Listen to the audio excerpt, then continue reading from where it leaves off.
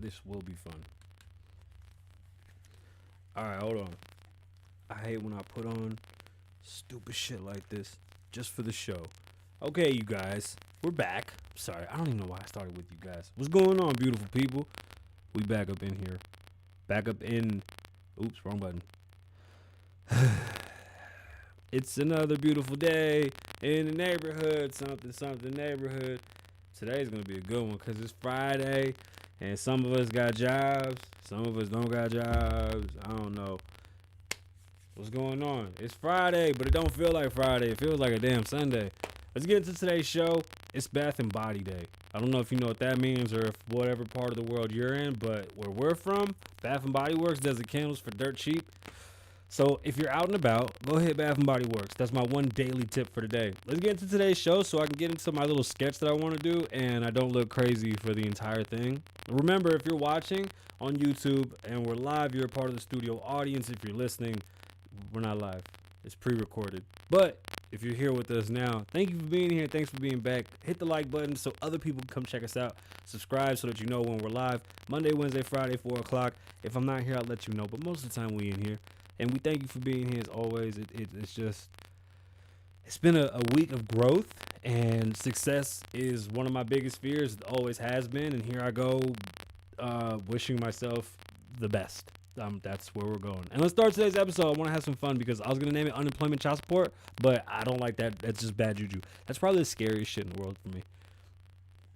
I don't know if Jussie broke the internet, Tristan, or the other story that we're going to talk about that I'm not going to talk about at the beginning of the show, but I want to break the internet. How do I break the internet?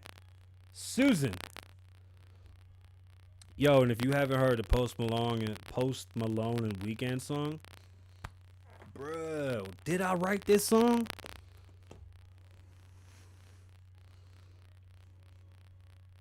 Fucking with no feelings. What? Go over to if you're watching, you're not listening. To listen to the music and listen to what happens at the beginning of the episode, head over to Apple Podcasts or Spotify. Also, on the weekends, Spotify playlist. Not a radio show. Radio show goes down exclusively on Spotify. It's Kasabian. Kasabian Lavoe. What's going on, beautiful people? What's going on, beautiful people? My name is Kasabian Lavoe. Welcome back to the Kasabian Lavoe Show, live from Las Vegas. I'll be your host, Kasabian, with talent on loan from God. And you know I'm always behind the microphone trying to shed some type of, I don't know what do I shed? Do I shed things? Maybe I don't shed. I don't shed.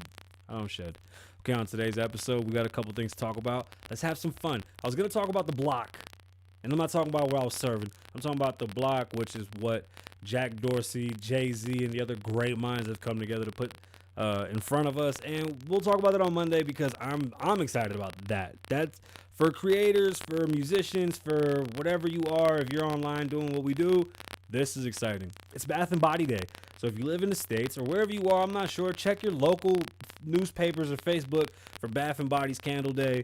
Candles are like $3 today. They're normally $27, $28. They're not cheap. We're gonna have a Jussie Smollett update.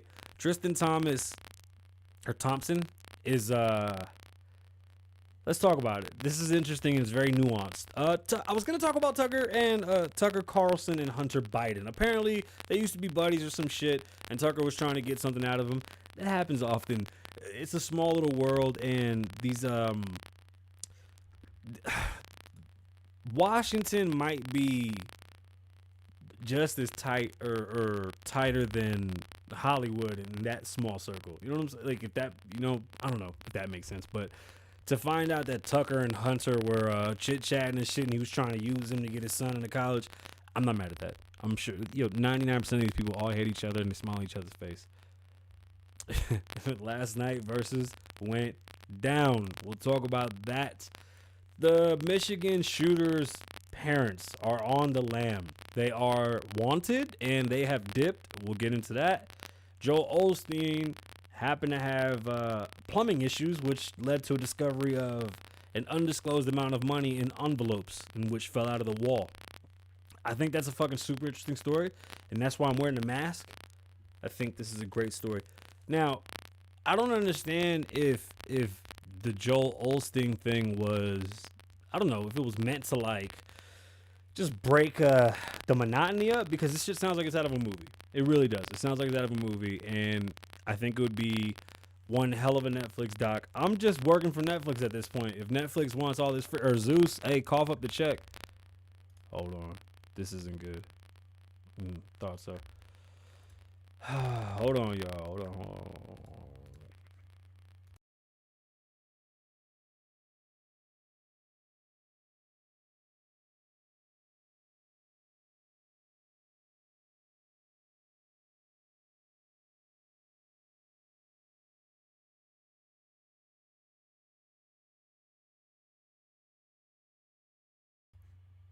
It never makes any sense.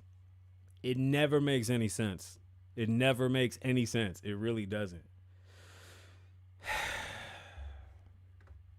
I know. I don't know. As I type as loud as I can and send messages on the live show.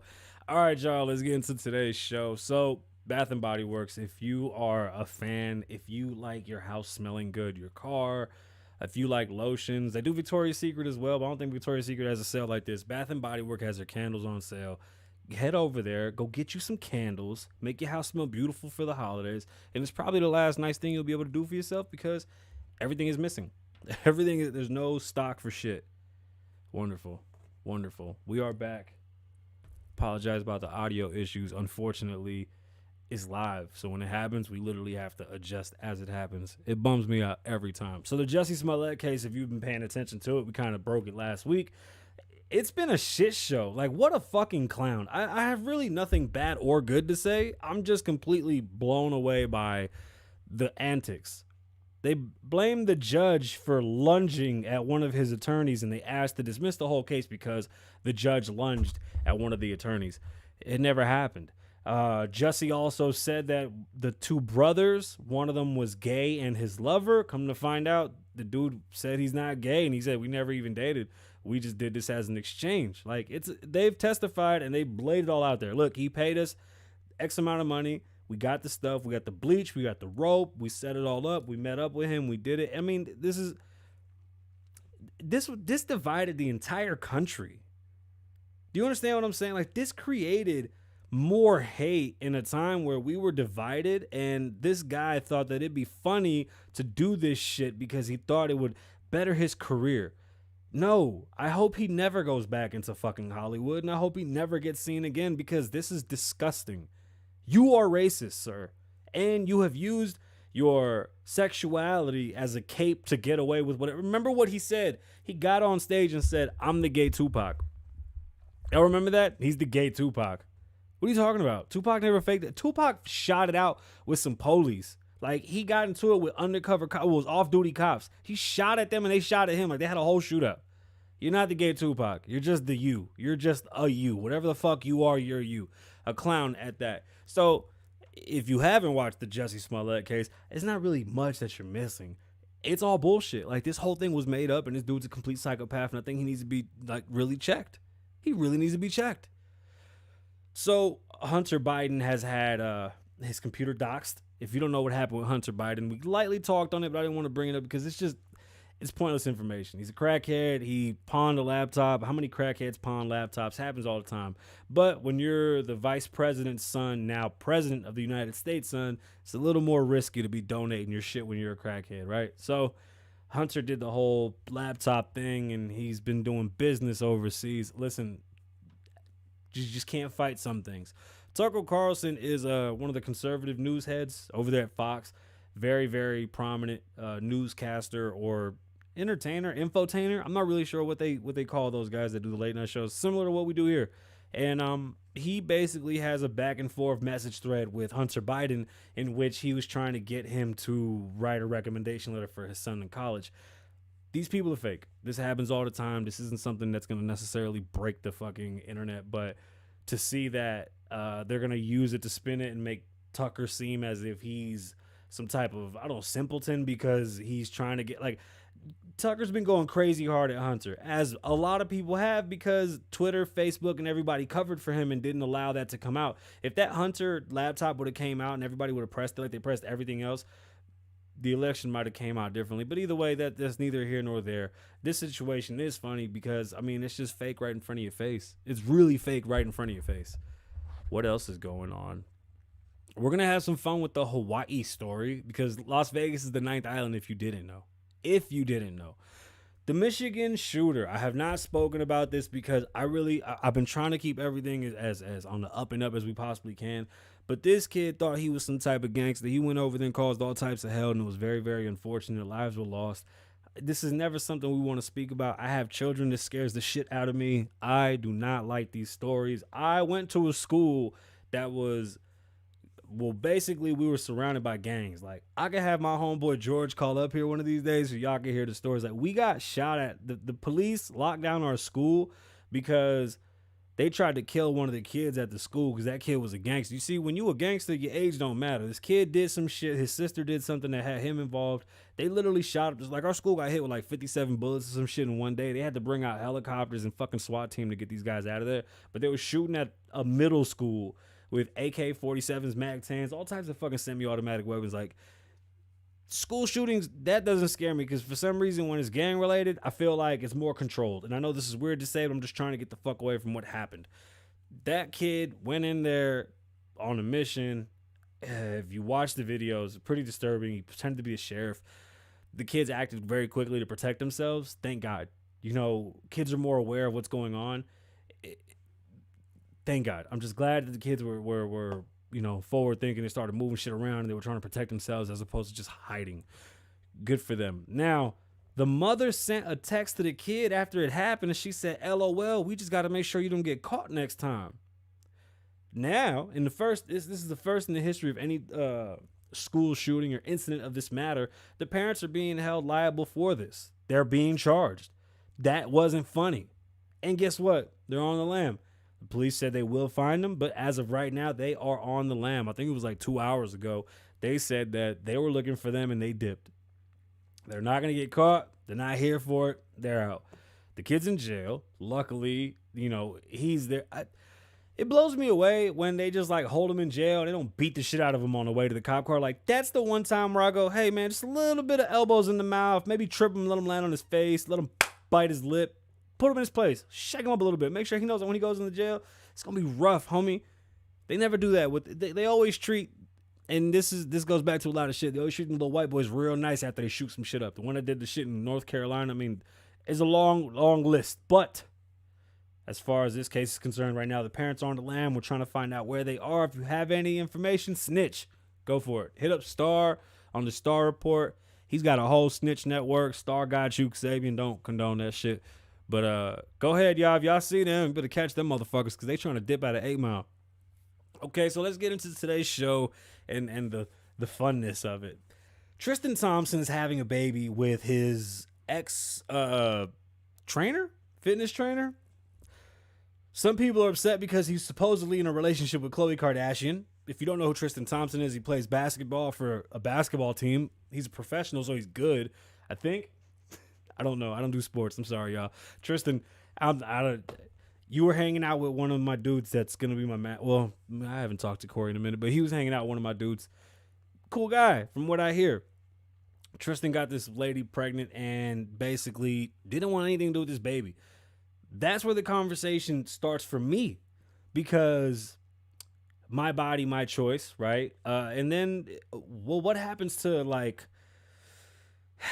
this is a hard conversation and it's very difficult to even understand, but the same right that women have to keep a child or not through, schmortion, men don't have that option. People are going to say, wrap it up. People are going to say, well, you shouldn't have done it, or you knew what you were doing. Well, no, some men just want to have consensual sex and not have the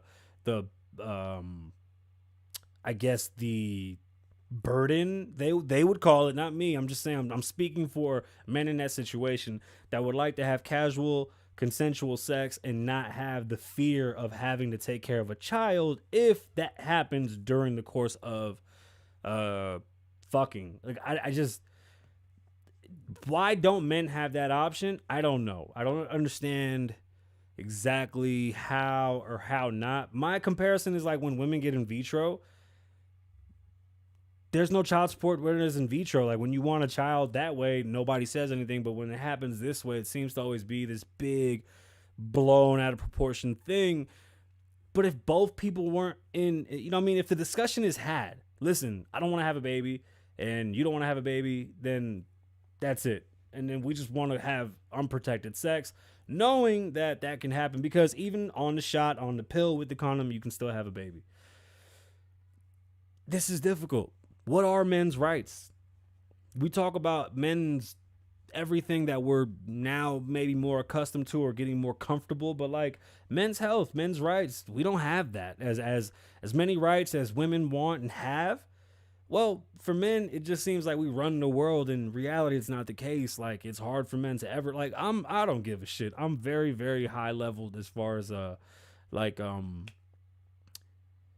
just don't give a shit. Like, I can tell you I'm sad and I'm not gonna fall. Like, I don't know. I don't feel no certain type of way because I'm not pretending to be this macho man all the time. Like, that shit don't make you tough. Like, if you're sad, be sad. That's cool, man. Like, if you fucked up, admit the fuck up. Like, unlike Busy Bone or Crazy Bone or whatever the fuck crackhead bone that was. But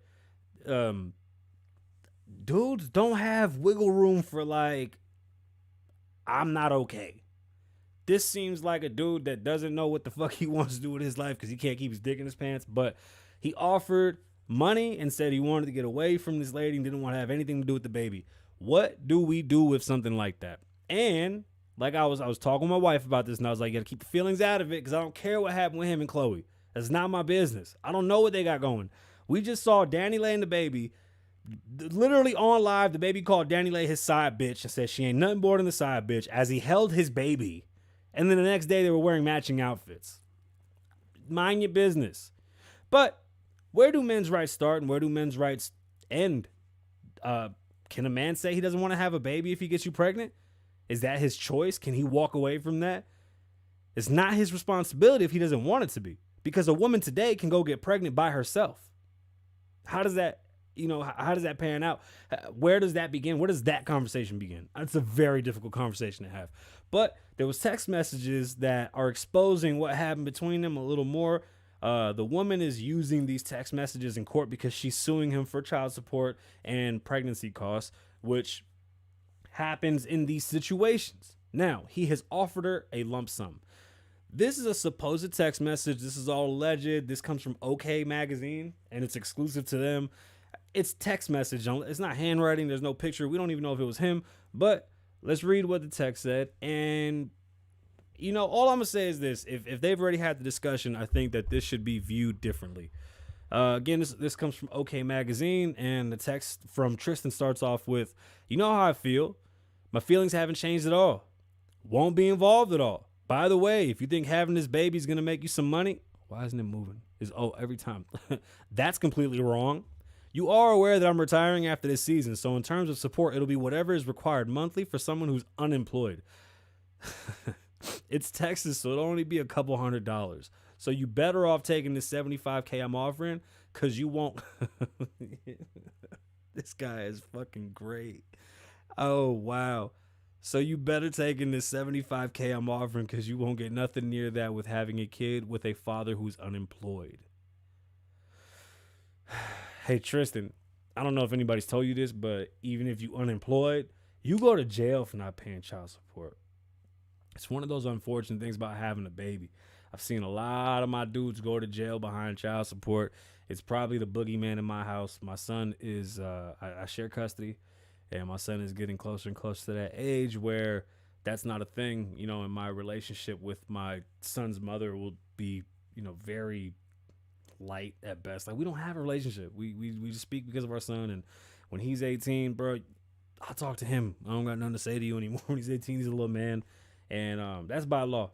In his brain, he's not a little man. In his brain, that's a little boy, and I'm not gonna play with his ass. But child support is terrifying. You can't get loans, you can't get jobs. There's certain things that affect you with child support, and this conversation should be had. This conversation needs to be really looked into. And is he wrong? I don't care if he cheated. It's not my business. I'm talking about, is he wrong for offering this type of money and saying, look, you ain't gonna make this. I mean, $75K ain't shit. I think she's in California. She's in Texas. He's in Cali. So she wants to do it the Cali way, or get child support through California's rules, because it'll be way more money. Being in Texas, I don't know exactly what the child support laws are, but $75K, if average money in Texas is about $36,000 a year, $75K ain't shit for no baby. Like, that's not gonna. They're not gonna be okay with that. Like, if you were there and you're participating, and you spread that out over the 18 years, yeah, maybe. But here's another thing, too. This is where this conversation gets hard. The price tag isn't necessarily the issue. It's like, if you're just going to pay to keep her off your head, then what's the fucking point? Like, there needs to be a better, I don't know. Maybe I just don't know. Maybe my brain isn't big enough to comprehend what's going on. Las Vegas is the 9th island. If you didn't know that, now you know. A lot of our brothers come from Hawaii, and they come to Vegas to gamble, bruh. Christmas is cold, but Vegas is hot. The Hawaiians love it here, and we love them.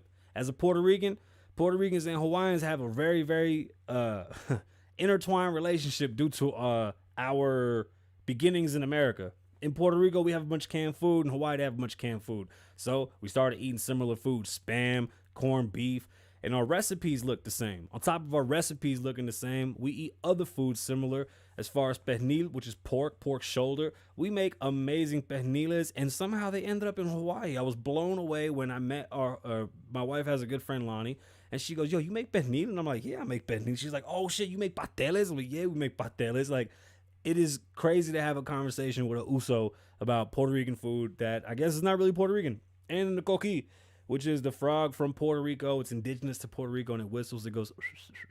They have made it over to Hawaii, and they're surviving, which they only survive in Puerto Rico, but they're surviving in Hawaii because the climate is very similar.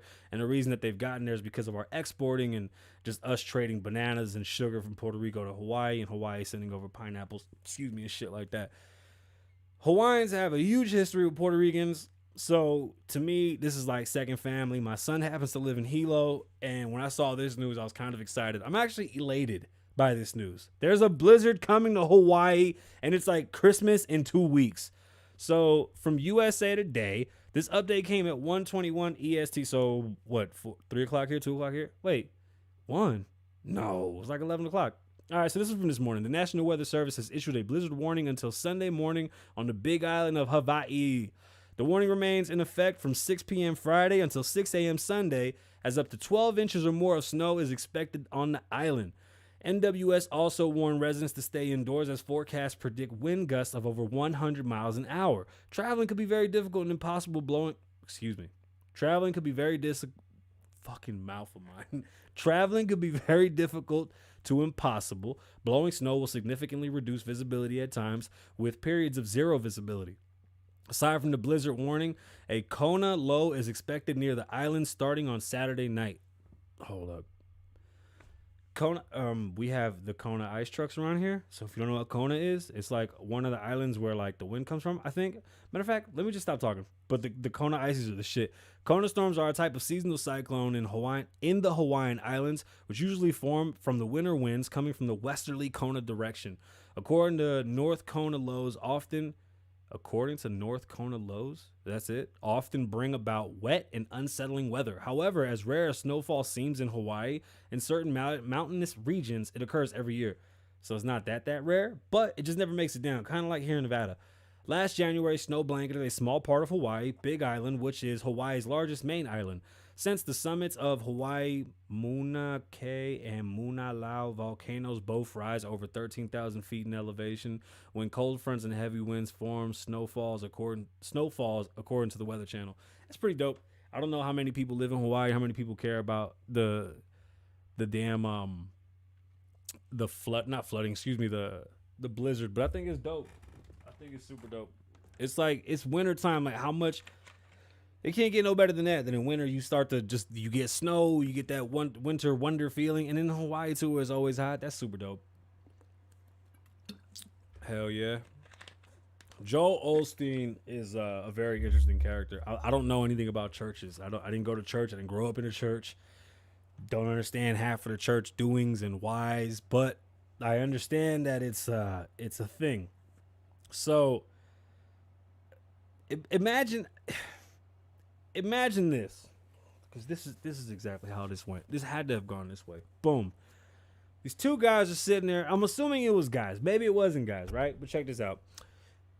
You ever seen Fast Too Furious or Too Fast Too Furious? Good. Get your mind in there. And Too Fast Too Furious, they were hiding money inside of a wall. My bad. My mask ain't on all the way, but it's hot as shit with it on. And Too Fast Too Furious, they was hiding money in the wall, right? And the drug dealer was telling them to go drive real fast and get the money out the wall, right? These two guys thought that I don't know who it was. Let's say these two characters thought they were going to get away with some shit like that here at the church. So I imagine he came in and he was like, hey, that Billy Bob, let me tell you something. I just watched that movie Too Fast, Too Furious. He said, we not hungry no more, cuz.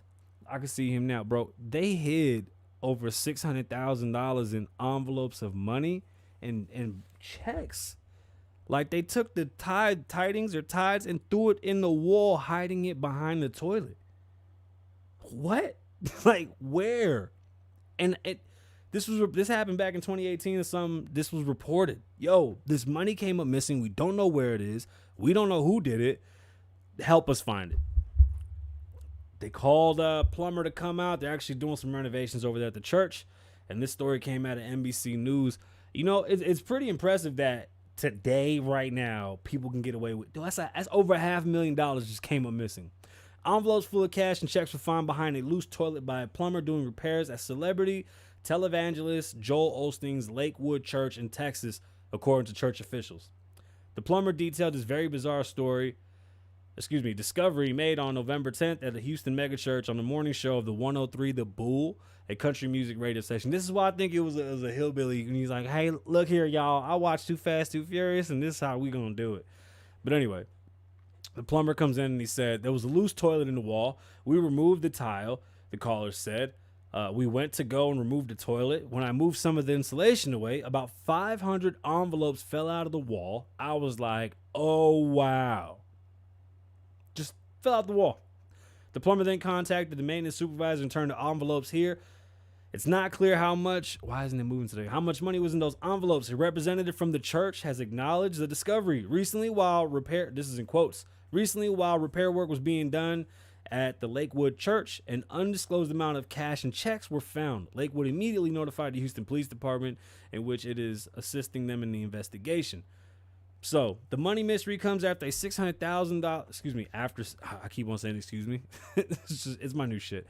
The money mystery comes after $600,000 in checks and cash disappeared from the church's safe in 2014.